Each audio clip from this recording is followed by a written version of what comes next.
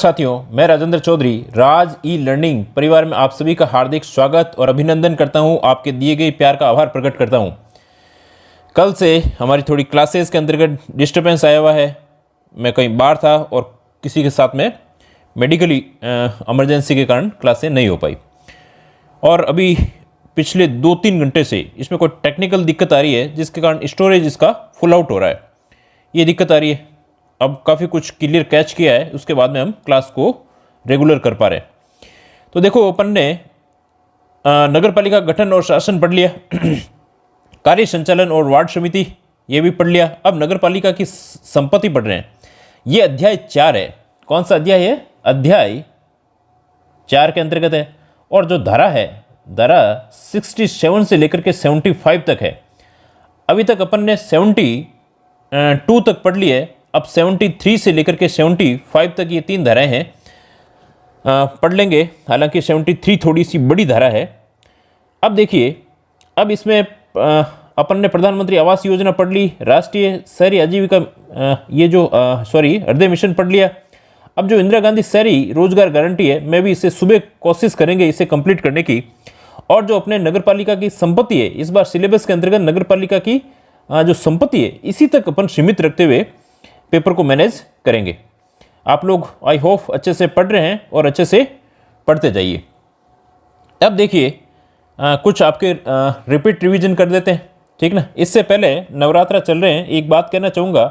अब ऐसी स्थिति के अंतर्गत आप संकल्प लीजिए कि मुझे ईओ बनना है और इस संकल्प के अंतर्गत किसी प्रकार का विकल्प नहीं हो। बहुत ज़्यादा विकल्प होते हैं तो वो संकल्प कमज़ोर हो जाता है। तो आपको विकल्प नहीं रखने और अपना पूरा फोकस इसी पर अपनी पूरी ताकत के साथ में काम करोगे तो हो जाएगा। चलो नेक्स्ट क्लासेस का रिवीजन करते हुए फिर 73, 74 और 75 आज सारी चीज़ों के अंतर्गत अपने समराइज नोट्स भी साथ में बना रखें। पर मैं आपसे फिर कहूँगा, आपके पास में टाइम है, अभी पूरा एक्ट पढ़ के उसके समराइज नोट्स बनाने हैं और अच्छे से एक्ट को पढ़ना है, क्योंकि इसमें इतना कम सिलेबस है। सिलेबस में लापरवाही नहीं की जा सकती। इसीलिए मैंने जो सारी योजनाओं के अंतर्गत और भी अपन छोटा कर सकते थे, पर अपन इसके अंतर्गत किसी भी टीचर की जो भी रेंज है उस रेंज को अपन को कवर करते हुए चलना है। नेक्स्ट देखिए, ये रिवीजन क्लास है। धारा 67 संपत्ति अर्जित तथा धारण करने की शक्ति। अब power of acquire and hold property, किस प्रकार से इस प्रॉपर्टी को नगर पालिका संपत्ति को अर्जित करती है, इसको कैसे उसको अर्जित करने का तरीका है और कैसे उसको धारण करती है। तो नगर पालिका की वो संपत्ति, ये नगर पालिका है। ये नगर पालिका की संपत्ति नगर पालिका के भीतर भी हो सकती है, बाहर भी हो सकती है। कोई इसको दान भी दे सकता है, ये खरीद भी सकती है। और जंगम तथा स्थावर संपत्ति हो सकती है। जंगम जो मूवेबल, जैसे आपने कोई आपके जैसे कोई ट्रक ले लिया नगर पालिका ने, तो वो मूवेबल है, वो भी नगर पालिका की संपत्ति हो सकती है। कोई स्थावर, कोई यदि प्रॉपर्टी, कोई प्लॉट खरीद रखा है, कोई जगह ली है, तो वो भी नगर पालिका की संपत्ति के अंतर्गत आता है। तो ये आता है संपत्ति अर्जित और धारण करने की शक्ति। 67 के अंतर्गत दी हुई। 68 के अंतर्गत देखिए, संपत्ति का नीत होना। इट मीन्स यहां पर यह बताया जा रहा है कि ये जो नगर पालिका बनी, इस नगर पालिका में यदि कोई सरकारी संपत्ति है, रिजर्व रख दी वो बात अलग है। यदि कोई नजुल भूमि है, आबादी भूमि है, ये भी सरकारी भूमि के अंतर्गत आती है, इसको छोड़ दीजिए। और कोई मृत शरीरों के जो निवर्तन है, इसको भी छोड़ करके बाकी जो सारी सार्वजनिक संपत्ति है वो सब के सब किसकी है, इस प्रकोटे के अंतर्गत आ रही है। वो सारी किसकी है, नगर पालिका के आती है। ये इतनी बात आती है। यदि कोई भटके हुए जो जानवर है, जो हम अक्सर कहते हैं जो सांड घूम रहे हैं, ये भी किसके हैं, नगर पालिका के हैं। आवारा कुत्ते हैं, ये भी किसके हैं, ये भी अपने नगर पालिका के अंतर्गत आते हैं। देखो, इसको देख लीजिए। इस दायरे में संपूर्ण संपत्ति नगर पालिका में निहित होगी। जो भी संपत्ति है, या तो कोई राज्य सरकार ने कोई विशेष रूप से आरक्षित रख रखी है। और नगर पालिका काम कैसे करेगी, नगर पालिका न्यासी के रूप में काम करेगी, ट्रस्टी के रूप के अंतर्गत। किसी अपनी खुद की प्रॉपर्टी नहीं है, ये एक ट्रस्ट के रूप के अंतर्गत काम करते हुए करेगी। समस्त सार्वजनिक भूमियां, द्वार बाजार, समस्त सार्वजनिक तालाब, सार्वजनिक उद्यान, अपशिष्ट मर्द पशु पक्षी, भटके हुए जानवर, प्राइवेट व्यक्ति के नहीं, मर्द शरीरों के निवर्तन, डिस्पोजल के लिए समस्त सार्वजनिक स्थान, ये इसके अंतर्गत नहीं आएंगे। राज्य सरकार की भूमि इसे पुनर्ग्रहित कर सकती है, वापस ले सकती है। यदि नगर पालिका इसके अंतर्गत कोई कुप्रबंधन कर रही है, अच्छा प्रबंध नहीं कर रही है, या राज्य सरकार को लगे कि ये भूमि लोकहित के अंतर्गत कोई काम कर लेना है, तब भी राज्य सरकार के पास में सारे हक है।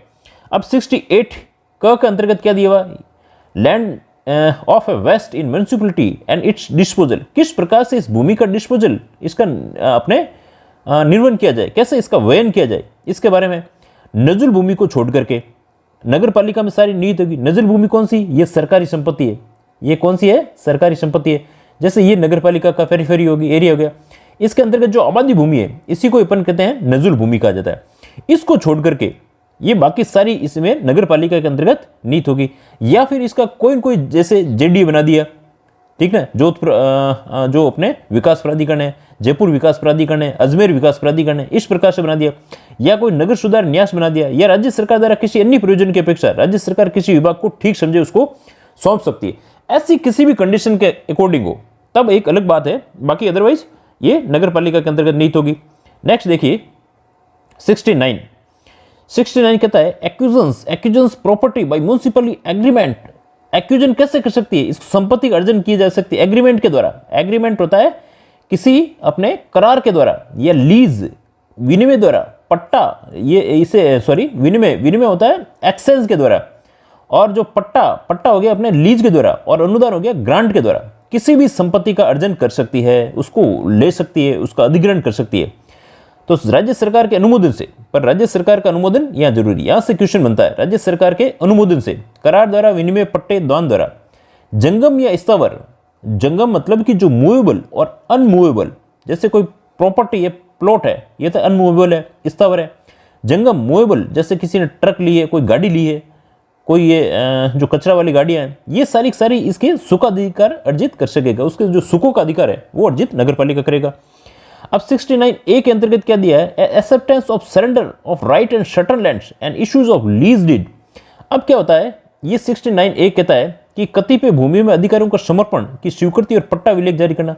ये जैसे किसी की गैर कृषि भूमि है, नगर पालिका क्षेत्र के अंतर्गत आती है। अब उसके अंतर्गत उसका अधिकार तो है, पर वो उसकी भूमि के उसके पास में जैसे कोई कागज नहीं है, तो वह क्या करेगा, इसको दे देगा नगर पालिका को और समर्पित कर देगा। समर्पित करने के बाद में इससे कुछ राशि लेगी और उसको स्वामित्व का पट्टा उसका दे दिया जाता है। गैर कृषि भूमि को नगर पालिका को समर्पित कर नगर पालिका ऐसे अधिकारों को स्वीकारों को पूर्ण स्वामित्व का पट्टा जारी कर सकेगी। अब धारा 70 क्या कहती है, ये भूमि का अनिवार्य अर्जन। देखो कई बार ऐसी कंडीशन होती है, जैसे ये रोड निकल रही है और रोड के पास में किसी के मकान आ रहे हैं या कोई अन्य दुकानें आ रही है, तो अब उसका अनिवार्य अर्जन कर सकती है। तो इसके लिए क्या किसको कहेगी, ये राज्य सरकार को कहती है। किसको कहती है, राज्य सरकार को कहती है। और राज्य सरकार इसका क्या करती है, अधिग्रहण करती है। और राज्य सरकार अधिग्रहण करके सौंपती किसको है, नगर पालिका को सौंपती है। अब इसके बाद में आप किसी का भी अधिग्रहण कर लोगे, अधिग्रहण तो कर लिया, पर उस अधिग्रहण के लिए मुआवजा देना पड़ता है, और वो मुआवजा नगर पालिका के द्वारा दिया जाता है। यहां से क्वेश्चन बनेगा भाई, देखो यहां से क्वेश्चन बहुत अच्छा बन रहा है। ये अपने धारा 70 के अंतर्गत दिया हुआ है। नेक्स्ट देखो 71 और 72 को भी देख लेते हैं। अब दिया हुआ है अलॉटमेंट रेगुलेशन ईटीसी एंड शटन लैंड्स। कुछ जो भूमियां हैं उनके आवंटन के लिए कतिपय भूमियों के आवंटन और नियमन। ये क्या है, जैसे ये आ गए नगर पालिका आपके फेरी। अब इसमें अधिनियम की कौन सी धारा, 90K के तहत ये कोई भूमि थी जिसके अंतर्गत ये भूमि अपने नगर पालिका क्षेत्र के अंतर्गत आ रही है। अब इस नगर पालिका भूमि का कोई उपयोग पहले कुछ और था। अब इस 90K, ये यहां से क्वेश्चन तो आप 100% वेरी इंपॉर्टेंट लिख लीजिए, यहां से क्वेश्चन पक्का ही बनेगा 1, 2, 3, 4 और 5। अभी इस 90K के तहत भूमि का जो कन्वर्जन हो रहा है वो कन्वर्जन की प्रक्रिया यही दी हुई। अब इस भूमि को क्या है, पहले कोई सी अलग चीज के अंतर्गत उपयोग थी, अब इसका कन्वर्जन करवाना है, तो ये 90K के तहत होगा। अब कुछ शर्तें होगी, इस शर्तों के रहते नगर पालिका इसका कन्वर्जन कर सकती है। नगर पालिका उन व्यक्तियों को जिनको आवंटित की जाएगी नगर निर्धारण ये प्रीमियम लगी। अब चलो उनके लिए आपने किसी भूमि को अलॉट कर दिया, अलॉट करने के लिए भी वह उससे क्या लेगी, कुछ प्रीमियम, कुछ राशि वसूल करेगी। और जो वसूल और प्रभार होगा या तो ये जाएगा राज्य संचित निधि में, या तो जाएगा ये राज्य संचित निधि के अंतर्गत, या फिर ये नगर पालिका निधि में राज्य सरकार के अनुसार जमा होगा, या उस नगर पालिका के अंतर्गत जमा होगा। तो ये इसके अंतर्गत दिया हुआ है। धारा 71 कतिपय भूमियों के आवंटन नियमन आदि से संबंधित आती है। नेक्स्ट 72 क्या कहती है, 72 कहती है नगर पालिका संक्रमणों के निष्पादन के लिए सरकार द्वारा नियुक्त अधिकारियों द्वारा संविदा और ऐसे संक्रमणों के लिए संदाय पेमेंट्स वगैरह। देखो इसमें इंग्लिश पढ़ो तो इंग्लिश के साथ में आपको समझ में आसानी से आती है। Contract by officially appointment of government, contract संविदा के आधार पर सरकार किसी को नियुक्त कर सकती है। टू एग्जीक्यूट म्युनिसिपल वर्क, अगर म्यूनसिपल का जो नगर पालिका उसके कार्य के लिए, और and payment by such work, और उस काम के लिए उस नगर पालिका को ही पैसे उसके देने पड़ते हैं। ये इतनी सी बात दी हुई है 72 के अंतर्गत, इतनी बात है। देखो, नगर पालिका कार्यों के लिए राज्य सरकार का अधिकारी नियुक्त कर सकती है, उसके एक्स्ट्रा भी कोई राज्य सरकार चाहे तो उसके अंतर्गत नगर पालिका के कामों के लिए नियुक्त कर सकती है। जो नगर पालिका के कार्यों के लिए आवश्यक हो, नियुक्त अधिकारी उपयुक्त समय तक नगर पालिका संदाय करेगी। उसका मतलब पेमेंट, जो उसका पेमेंट करेगी वो नगर पालिका के द्वारा किया जाता है। हमने मुश्किल से 7 या 8 मिनट के अंतर्गत जो जितनी पूरी क्लास थी उसका रिपीट रिविजन कर लिया है। अब देखो नेक्स्ट 73 से 73 के अंतर्गत बहुत सारे आए हुए हैं। देखो, प्रोविजन रिलेटिंग टू ट्रांसफर और ट्रांसफर ऑफ प्रॉपर्टी का कैसे ये ट्रांसफर करती है, एंड कैसे कॉन्ट्रैक्ट, कैसे संविदाएं करती है, कैसे उसके साथ कॉन्ट्रैक्ट करती है, ये सारी चीजें इसके अंतर्गत 73 के अंतर्गत दिए हुए। प्रत्येक नगर पालिका, प्रत्येक, एक सेकेंड, ओ सॉरी, हाँ थोड़ा बड़ा कर लेते हैं। प्रत्येक नगर पालिका विहित निर्बंधों तथा शर्तों के अधीन रहते हुए जंगम या स्थावर संपत्ति, चाहे जंगम इनमूवेबल हो चाहे मूवेबल हो, जिसमें नगर पालिका भूमि की कोई सरकारी भूमि भी सम्मिलित है, इसे पट्टे पर देने, विक्रय करने, बेचने, नियमित करने, आवंटित करने, किसी को अलॉट करने के लिए, अन्यथा अंतरित करने, किसी को ट्रांसफर करने, जहां तक इस अधिनियम के तद्दीन बनाए गए पूरी कार्रवाई होगी जो इस अधिनियम के तहत ही होगी, नियमों के उपबंध और प्रयोजनों के असंगत नहीं हो। यदि असंगत होगी तो उस भूमि का क्या होता है कि वहीं पर उसको रोक दिया जाता है। और ऐसी समस्त संविधाएं जिन्हें उक्त उपबंधों और परियोजनों के क्रियान्वयन के लिए आवश्यक या समझे समझे करने तथा उनका पालन करने के लिए सक्षम होगी। ऐसा कोई भी पट्टा, विक्रय, नियमन, आवंटन, अंतरण, संविदा किसी नगरपालिका में तब तक बाध्यकारी नहीं होगा जब तक वह इस अधिनियम उसके अधीन बनाए गए नियमों के उपबंध के अनुरूप नहीं हो। यदि नियम के कहीं पे भी असंगत है तब उसको रद्द कर दिया जाएगा। वही बात लिखी हुई है। देखो, मोटे मोटे तौर पर बात को समझ रहे हैं, पर पढ़ हम सारा एक्ट को भी रहे हैं। किसी भी सरकारी भूमि के बारे में कोई भी पट्टा, विक्रय, नियमन, आवंटन, अंतरण या उसके बारे में कोई अन्य संविदा तब विधि मान्य नहीं होगी जब तक उसकी पुष्टि वित्त प्राधिकारी द्वारा वित्त रीति से और वित्त शर्तों पर न कर दी जाए। प्रयोजन के लिए अभिव्यक्त, सॉरी ये लीजिए ना, कलम ले ली। इस धारा के प्रयोजन के अभिव्यक्त सरकारी भूमि ऐसी कोई भूमि होगी। सरकारी भूमि किस भूमि को कहेंगे? या तो वह भूमि, जैसे ये अपना एरिया हो गया नगरपालिका का, या तो वो भूमि कोई नगरपालिका के अंतर्गत विहित हो, या फिर वो नजुल भूमि हो, या फिर सरकार किसी प्रयोजन के लिए रखे। इस प्रकार की जो भूमि है उसे अपन सरकारी भूमि के अंतर्गत रखते हैं। ये इसके अंतर्गत बात की गई। या तो नगरपालिका में निहित हो, या फिर वो नजुल भूमि हो जिस पर आबादी भूमि हो, या जो सरकार द्वारा नगरपालिका वैनाधीन हो, जो डिस्पोजल के लिए रखी गई है, सरकार के द्वारा रखी गई। राज्य सरकार या उसके द्वारा इस निमित्त प्राधिकृत अधिकारी किसी नगरपालिका या किसी नगरपालिका के अध्यक्ष या अधिकारी द्वारा या उसकी किसी नगरपालिका भूमि या सरकारी भूमि के पट्टे पर देने, विक्रय करने, नियमित करने, आवंटित करने और अंतरित करने के लिए किए गए प्रस्ताव की शुद्धता, वैधता या औचित्य के बारे में अपना समाधान करने के प्रयोजन के लिए सुसंगत अभिलेख मंगवा सकेगा। अब यदि देखो, जो भी नगरपालिका है, यदि राज्य सरकार को भी लगता है कि उसके कुछ अभिलेखों के अंतर्गत जो उन्होंने काम किए उनके रिकॉर्ड वो मंगवा सकता है। अब और ऐसा करते समय ये निर्देश दे सकता है और उनको कह सकता है कि मामले में परीक्षण होने तक नगरपालिका भूमि या सरकारी भूमि को पट्टे पर देने, विक्रय करने, नियमित करने, आवंटित करने या आंतरित करने के लिए प्रास्थगित कर दिया जाता है, उसको रोक दिया जाता है, उस पर स्टे लाया जा सकता है जब तक कि उस पर उसका पूरे मामले के अंतर्गत उसकी छानबीन नहीं की जाए।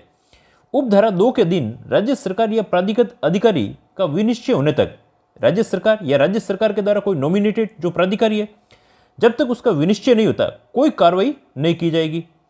यदि अभिलेख के परीक्षण के पश्चात इस प्रकार के प्रस्ताव में हितबद्ध व्यक्तियों की सुनवाई को युक्तिवत अवसर, अब जिसके भी हित जो बंद रहे हैं, जो रुक रहे हैं, उसके लिए उनके पास में अवसर दिया जाता है कि आप अपने प्रस्ताव को रख सकते हो। उसके पश्चात राज्य सरकार या यथोपूर्व प्राधिकृत अधिकारी ये समाधान हो जाए कि नगरपालिका भूमि या सरकारी भूमि को पट्टे पर देने, विक्रय करने, उसको बेचने के लिए, नियमित करने, आवंटित करने या आंतरित करने का प्रस्ताव अधिनियम के उपबंधों के अनुसार नहीं है या उसका उल्लंघन करता है, वह कोई कानून संगत बात नहीं कर रहा है, तो वह राजपत्र में प्रकाशित आदेश द्वारा उस नगरपालिका भूमि या सरकारी भूमि को पट्टे पर देने, विक्रय करने, नियमित करने, आवंटित करने या आंतरित करने के लिए किए गए प्रस्ताव अनुसरण में की गई कार्रवाई या कार्रवाई को पूर्णतः या भागते उपांतरित, रद्द या विखंडित कर सकेगा। इसका मतलब बात यही है, यदि कोई भी न्याय संगत नहीं है, नियम के विरुद्ध है, तब वह इस कार्रवाई को या उस विनिश्चय को रद्द किया जा सकता है। कुल मिलाकर बात इतनी है। अभी इसके अंतर्गत देखो शॉर्ट नोट्स आएंगे तो आप सारी चीजें समझ जाओगे और भी आपको बिल्कुल छोटे के अंतर्गत क्लियरिफाई हो जाएगा। अधिनियम 1994 के तहत अंतर्गत अनधिकृत अधिभोगी समझा जाएगा और ऐसी भूमि से बेदखल किए जाने और उसका उपयोग अधिभोग के किराए या नुकसानी के संदाय के बारे में उक्त अधिनियम के अधीन समस्त दायित्वों के लिए दायी होगा। जो भी उसकी नगरपालिका की भूमि के अंतर्गत किसी भी प्रकार का नुकसान करेगा तो वह उसके लिए उत्तरदायी होगा। और क्या कह रहा है, जब तक उक्त अधिनियम के अंतर्विष्ट किसी बात के होने पर राज्य सरकार या हेतुपूर्वक प्राधिकृत अधिकारी द्वारा ऐसे पट्टे पर विक्रय, आवंटन, अंतरण, संविदा पुष्टि की विहित रीति से न कर दिया जाए। इसका मतलब कि वह विहित रीति सही रीति से होगा तभी उसको चीज को अपन आगे बेचा जा सकता है, उसके अंतर्गत किसी को ट्रांसफर किया जा सकता है, किसी को आवंटन किया जा सकता है। बिल्कुल सही नियमों के अकॉर्डिंग होना चाहिए। ये बिल्कुल सीधी सिंपल बातें लिखी हुई। परंतु जहाँ किसी ऐसे पट्टे, विक्रय, आवंटन, अंतरण या संविदा हेतुपूर्वक रूप से पुष्टि नहीं कर दी गई है या वहाँ ऐसे पट्टे, विक्रय, आवंटन, अंतरण और संविदा के लिए नगरपालिका के अध्यक्ष या अधिकारी द्वारा प्राप्त प्रतिफल, जो उन्होंने उससे प्रतिफल पाया है, और यदि कोई ऐसी भूमि बेदखल किए गए व्यक्ति को प्रदत्त कर दिया जाएगा। यदि उनसे कोई कुछ पैसा लिया है और उसके अंतर्गत उसकी कोई पुष्टि भी नहीं है तो उसको जो पैसा मिला है उसको उनको रिफंड करना पड़ेगा। ये तो आया 73 के अंतर्गत। अब बात आती है 73 के अंतर्गत दो और अमेंडमेंट हो रखे हैं, 73 क और 73 ख के अंतर्गत आए हुए हैं। तो पहले उनको अपन देखते हैं, फिर 74 को देखेंगे। देखो इसके अंतर्गत क्या चीज दी हुई है। ये कह रहा है, हाँ 73 सॉरी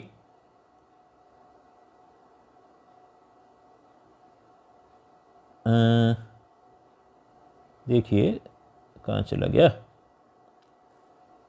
73 क। देखो 73 क्या कह रहा है, transfer to be on freehold और लीज होल्ड बेसिस। किस प्रकार से transfer to be freehold और लीज होल्ड, ये फ्री होल्ड और लीज होल्ड क्या है इसके बारे में इसके अंतर्गत बताया हुआ है। अंतरण का पूर्ण स्वामित्व है, पूर्ण स्वामित्व कहते हैं फ्री होल्ड। उसके अंतर्गत इस प्रकार का पट्टा जारी कर दिया जाता है कि वह उसका पूरे उसके जो पीढ़ी आएगी उनके लिए भी वो उसको सौंप दिया गया। या पट्टा धरिता आधार पर होना, पूर्ण स्वामित्व, या उसको लीज होल्ड। लीज होल्ड मतलब कि उसके कुछ फिक्स के लिए, जैसे 99 ईयर्स के लिए पट्टा दे दिया जाता है। तो इस प्रकार का काम ये 73 क के अंतर्गत दिया हुआ है। तो धारा 71 या धारा 73 के अधीन भूमि के प्रत्येक अंतरण जो ट्रांसफर किया गया तो पूर्ण स्वामित्व आधार पर, पट्टा धारिता आधार पर होगा। पूर्ण स्वामित्व मतलब कि फ्री होल्ड के आधार पर होगा। और फ्री होल्ड आधार पर बिक्री, आवंटित, नियमित या अन्यथा अंतरित किसी भी भूमि का निबंधों और शर्तों के अधीन रहते हुए ऐसे संपरिवर्तन प्रभारों पर संदाय पर जो विहित किए जाएं, पूर्ण स्वामित्व भूमि पर पूर्ण रूप से संपरिवर्तित किया जा सकता है। यदि किसी के पास में लीज डीड है, लीज है, पट्टा है, तो उसको भी वह कुछ संदाय, टैक्स तथा कुछ प्रीमियम करके इसको फ्री होल्ड के अंतर्गत उस पर पूर्ण स्वामित्व आ जाता है। फ्री होल्ड के अंतर्गत चेंज किया जा सकता है। देखो इसके अंतर्गत इंग्लिश की जो बात लिखी हुई उससे आपको समझ आएगा। For the purpose of the sections freehold means tenure in the प्रीफेटी with a right of a inheritance and alienation. मतलब उसके विरासत के अंतर्गत वो अधिकार आ जाता है। वो जो लीज डीड थी 99 ईयर्स की थी, उसको वो किसके अंतर्गत चेंज कर सकता है, फ्री होल्ड के अंतर्गत, उसके आने वाली पीढ़ियों तक के लिए कर दिया जाता है। ये बात आती है 73 क के अंतर्गत। 73 ए के अंतर्गत अंतरण का पूर्ण स्वामित्व है, transfer to be freehold और लीज होल्ड बेसिस, किसके आधार पर कैसे किया जाता है। नेक्स्ट इसके अंतर्गत देखिए 73 ख के अंतर्गत आवंटन का प्रतिसंहरण और पट्टा विलेख का रद्दकरण। अब यदि उन्होंने किसी रिवोकेशन ऑफ अलॉटमेंट कर दिया है and cancellation of lease deed, किसी को अगर नियम विरुद्ध अलॉटमेंट कर दिया है, उसको पट्टाधारी कर दिया है, तो उसका क्या है, उसको रद्द किया जा सकता है, उसको कैंसिलेशन किया जा सकता है। ये बात लिखी हुई है 73 ख के अंतर्गत लिखा हुआ है। एक बार पढ़ लीजिए इसको।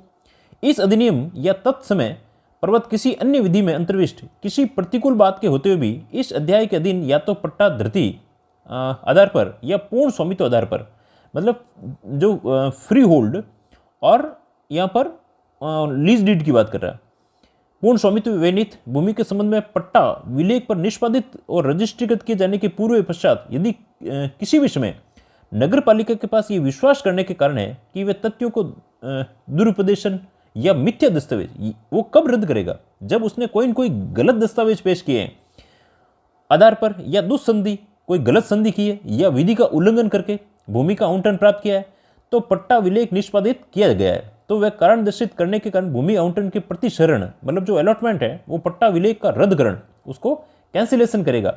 आदेश क्यों नहीं कर दिया जाना चाहिए, इसके पक्ष में उपबंधित रीति से लिखित नोटिस जारी करेगा कि उसका जैसे कोई भूमि का आवंटन हो रहा है और वो किसी जैसे जुडिशियली सर्विस के अंतर्गत जो वकील है उनको आवंटन किया गया है और किसी भाई साहब ने बिल्कुल जुटाई उसके अंतर्गत अपना 420 करके कोई मिथ्या दस्तावेज से उसको अलॉटमेंट करवा लिया तो उसका रद्दीकरण भी हो सकता है। ये इसके अंतर्गत बात 73 ख के अंतर्गत दी हुई है। नोटिस में कह के आधार पर विनिर्दिष्ट होंगे जिन पर भूमि आवंटन के लिए प्रतिशरण और पट्टा विलेख का रद्दकरण का आदेश दिया जाना प्रस्तावित है। ऐसे संबंध समस्त व्यक्तियों अर्थात उन समस्त व्यक्तियों को जो भूमि अधिभोगी हैं या हो सकते हैं उनके हित का दावा करते हो या कर सकते हो ऐसी तारीख को या उससे पूर्व जो नोटिस की विनिर्दिष्ट किया जाए जिसको स्पेसिफाइड जिस दिन नोटिस दिया जाए जो उसके जारी होने की तारीख के 7 दिवस से पूर्व की ना हो। अब यदि उसको नोटिस दे दिया अब वो भी इसके अंतर्गत यदि कोई बात उठाना चाहता है उसको अपना पक्ष रखना चाहता है वो 7 दिवस के भीतर उसने रखना चाहिए। प्रस्तावित आदेश से विरुद्ध कारण यदि कोई हो तो दर्शित करने की अपेक्षा की जाएगी। 7 दिन के अंतर्गत इस प्रकार की कार्रवाई कर सकता है। अब देखो नेक्स्ट इसके अंतर्गत वो दिया हुआ है 6 में उपधारा के अंतर्गत प्रत्येक राज्य सरकार या उसके द्वारा प्राधिकृत अधिकारी द्वारा यथाशक्य जहां तक हो सके शीघ्र निपटाई जाएगी और किसी भी सिविल न्यायालय इस धारा के अधीन किसी आदेश नोटिस कार्रवाई में की गई कार्रवाई के संबंध में किसी वाद या कार्रवाई को ग्रहण करने की अधिकारिता नहीं होगी। इससे सिविल न्यायालय के अंतर्गत किसी भी प्रकार की वाद इसके अंतर्गत नहीं होगी। ये यहां पर ये चीज लिखी हुई है। नेक्स्ट देखो अब आ जाते हैं अपन 74 पर 1 से सेकंड। देखो 74 के अंतर्गत क्या चीज दी हुई है। स्थावर नगर पालिका 74 है वो स्थावर नगर पालिका संपत्ति स्थावर पेन को ले लेते हैं। स्थावर नगर पालिका संपत्ति की तालिका और मानचित्र तैयार करना ये है inventory and map of immovable municipality. अब देखो ये हो गई आपकी नगर पालिका की पेरिफेरी। अब इस नगर पालिका पेरिफेरी के अंतर्गत जो भी स्थावर संपत्ति है या जैसे उद्यान आ गया है जैसे यहाँ रोड है जैसे यहाँ जो भी उसका जो नक्शा है उसकी संपत्ति है जो नगर पालिका की संपत्ति है कोई खाली जगह पड़ी है तो इसकी तालिका बनाई जाती है और इसका मानचित्र संधारण करने का काम किया जाएगा। ठीक ना। और इसकी जो भी प्रति है ये वार्षिक प्रति जो भी ये बनाया जाएगा और इसकी वार्षिक प्रति है वो भी अपने निदेशक को और स्थानीय निकायों को भेजी जाएगी। देखो एक बार इसको पढ़ लेते हैं। नगर पालिका उन समस्त स्थावर संपत्तियों को जो उसमें नीत है या उससे संबंधित है या उसके द्वारा अर्जित की गई एक तालिका या मानचित्र संधारित करेगी। ये 74 के अंतर्गत दिया हुआ है। आदि दिनांक की तालिकाएं तथा मानचित्र की प्रतियां इस अधिनियम के प्रारंभ में 1 वर्ष के भीतर प्रत्येक नगर पालिका द्वारा निदेशक स्थानीय निकाय कार्यालयों में जमा करवाई जाएगी। अब जमा का 1 वर्ष के भीतर जो भी ये नगर पालिका बनी है 1 वर्ष के भीतर निदेशक और स्थानीय निकाय के कार्यालयों में जमा होगी। बना दिया, ठीक है।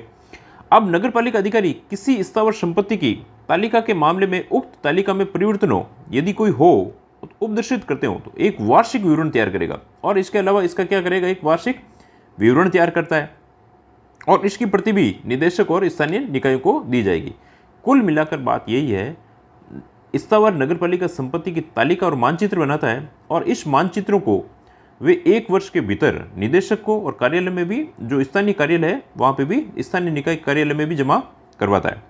नेक्स्ट 75 लास्ट देख लिए। नगरीय भूमि की संपत्तियों के अभिलेखों का संधारण maintenance of record of urban land and property.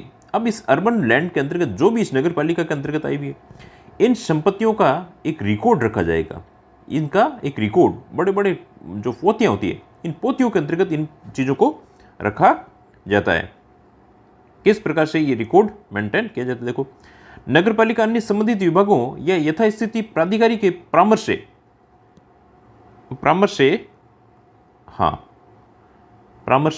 क्या करती है? नगरपालिका क्षेत्र के भीतर नगरीय भूमि तथा निजी संपत्तियों को सम्मिलित करते हुए समस्त संपत्तियों का एक अभिलेख ऐसी रीति से विहित की जाएगी, तैयार की जा सकेगी, जो संधारित कर सकेगी, जो नियमित रूप से आदि दिनांकित कर सके। कुल मिला के उसके संधारण का कार्य यहाँ पर किया जाता है। नेक्स्ट देखो, इसी के अंतर्गत अपन ने जो 73 है, 73 के अंतर्गत क और ख है, उसको अपन ने यहाँ पर नहीं लिया है, वो अपन आपको सीधी पीपीटी के साथ में आपको भेज दी जाएगी। एक्चुअली इसमें यहाँ लिया नहीं गया था, इसलिए बता रहा हूँ। धारा 73 ये संपत्ति के अंतरण और संविदा के संबंध में, कैसे provision relating to transfer property and contract, कैसे संपत्ति का नगरपालिका अंतरण करेगी, कैसे उसका संविदा हो, कैसे उसका कॉन्ट्रैक्ट करेगी, कैसे लोगों को कॉन्ट्रैक्ट के अंदर देगी। देखो, नगरपालिका अधिनियम के तहत जंगम या स्थावर संपत्ति को पट्टे पर देने, विक्रय करने, नियमित करने, आवंटित करने में सक्षम होगी नगरपालिका। इसका मतलब कि जो चाहे जंगम हो, चाहे मूवेबल हो, चाहे अमूवेबल हो, चाहे चल संपत्ति हो, चाहे अचल संपत्ति हो, सभी के विक्रय करने में उसको बेच सकती है और किसी को भी आवंटित करने में सक्षम, किसी को क्या मतलब एक प्रक्रिया के तहत आवंटित करने में सक्षम रहेगी। आवासन इकाइयों को आवंटित भूमि को कम से कम 20% आर्थिक रूप से कमजोर वर्ग तथा निम्न आय समूह के रियायती दर पर जो राज्य सरकार द्वारा अधिसूचित किया जाए आवंटित किए जाएंगे। यदि कोई आवासन इकाई है, कोई बिल्डर है, उस बिल्डर को ये कहा कि आपको ज़मीन आवंटित कर देंगे और आप यहाँ पर बिल्डिंग बना लीजिए। अब पर बिल्डिंग बना लेंगे पर 20% है जो आर्थिक रूप से जो वीकर सेक्शन है उनको दिए जाएंगे। अब बात आती है यहाँ पर, इसमें सरकारी भूमि क्या है? तो नगरपालिका में निहित भूमि है या भू राजस्व अधिनियम 1956 के तहत जो नजल भूमि है और जो नगरपालिका के वयनाधीन मतलब जो डिस्पोजल हो चुकी है, जो डिस्पोजल भूमि है, जो राज्य सरकार ने कह दिया कि भाई ये भूमि निहित है, ऐसी भूमि है उनको सरकारी भूमि के अंतर्गत कहा जाता है। नेक्स्ट देखिए, राज्य सरकार या अन्य उसके निमित्त प्राधिकारी किसी भी नगरपालिका के अध्यक्ष अधिकारी का अभिलेख मंगवा सकेगा और जांच कर सकेगा, सुनवाई के बाद उपयुक्त कार्रवाई करेगा। ये सारी चीजें किसके अंतर्गत दी हुई है? 73 के अंतर्गत दी हुई है। 73 क और ख को भी आपको साथ में देख लेना है। नेक्स्ट देखो, क्लास थोड़ी लंबी हो जाएगी। धारा 74 दिया हुआ है, inventory and map of movable municipal property, जो स्थावर नगरपालिका संपत्ति की तालिका और मानचित्र तैयार। अभी अपन ने जो चीजें पढ़ी उनको कंसाइज के अंतर्गत बता रहा हूं। नगरपालिका समस्त स्थावर संपत्तियों की एक तालिका और मानचित्र संधारित करेगी। अधिनियम के प्रारंभ में 1 वर्ष के भीतर प्रत्येक नगरपालिका द्वारा निदेशक या स्थानीय निकाय कार्यालयों में जमा करवाई जाएगी। जो ये तैयार करेगा, इसकी तालिका बनाएगा कि भाई ये यहाँ पार्क आया हुआ है, या ये चीज़ आई हुई है, या ये चीज़ आई हुई है, म्यूनसिपलिटी के अकॉर्डिंग जो चीज़ें निर्धारित की गई है उनकी तालिका बनाएगा और इसके साथ साथ में उसका मानचित्र तैयार करेगा और उसकी प्रति नगरपालिका द्वारा दिए गए नगरपालिका के निदेशक और स्थानीय निकाय में जमा करवाएगा। इसके अलावा देखो क्या चीज़ दी हुई है, मुख्य नगरपालिका अधिकारी जो सीईओ मतलब कि जो चीफ इसके अंतर्गत नगरपालिका का अधिकारी वार्षिक विवरण तैयार करेगा। इसका पूरी का वार्षिक विवरण करके नगरपालिका के समक्ष रखेगा और एक प्रति निदेशक और एक स्थानीय निकाय को भी देगा। ये इसके अंतर्गत मुख्यतः बातें। धारा 75 कहती है संपत्तियों के अभिलेखों का संधारण करना। अब इसमें जितनी भी संपत्तियां हैं उसके रिकॉर्ड भी साथ साथ में, नक्शा बना दिया उससे काम नहीं चलेगा, उसके किस प्रकार से भूमि है, कैसी भूमि है, ये सारा रिकॉर्डली संधारित करेगा। नगरीय भूमि और संपत्ति को अभिलेखों संधारण, लगी भूमि के अभिलेखों को तैयार करना, संधारित करना, नियमित रूप से आदि दिनांकित करना, ठीक ना, ये सब चीज़ें इसके अंतर्गत दी हुई है।